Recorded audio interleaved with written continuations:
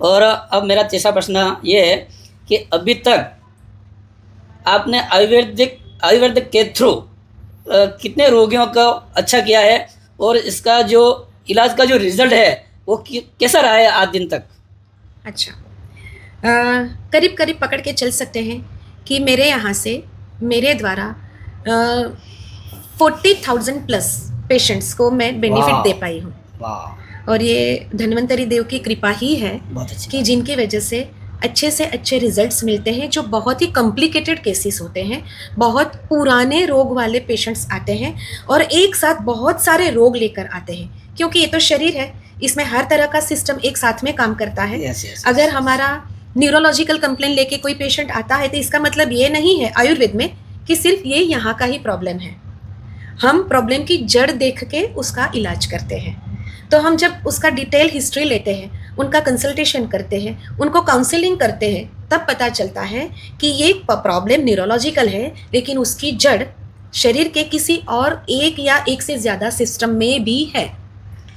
तो फ़ायदा ये है कि सक्सेस स्टोरीज ऐसे तो नहीं बनती है ना। अगर 25 साल पुराना थायराइड रिवर्स होता है तो वो थायराइड होने का कारण प्रेगनेंसी के टाइम पे क्या था, 25 साल पहले की प्रेगनेंसी में, वो पकड़ के काम करना पड़ता है।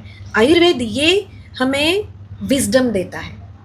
अच्छा, पेशेंट को स्कैन कैसे करना है, उसका एनालिसिस कैसे करना है, उसकी प्रकृति क्या है, उसकी विकृति क्या है, और जब प्रकृति और विकृति को हम एनालाइज करते हैं तब उसके रोग का एनालिसिस होता है और उसके हिसाब से हम औषधि का चयन करते हैं। जैसे हम बोलते हैं प्रिस्क्रिप्शन बनाना, औषधि का चयन उसकी प्रकृति के हिसाब से होता है, रोगी की प्रकृति के हिसाब से और रोग की प्रकृति के हिसाब से।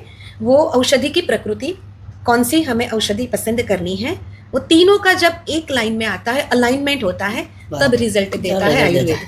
तो मैं नहीं बोलती हूँ कि मैं रिजल्ट देती हूँ, मैं ये बोलती हूँ कि आयुर्वेद रिजल्ट देता है। दवाई रिजल्ट देती है। क्योंकि एक्सपीरियंस जब चलता है आगे, मैं अपने बारे में ये बता सकती हूँ कि जब मैंने प्रैक्टिस शुरू की तब जो रिजल्ट देने में मुझे 6 महीने लगते थे, वही रिजल्ट आज मैं 2.5 महीने में दे सकती हूँ।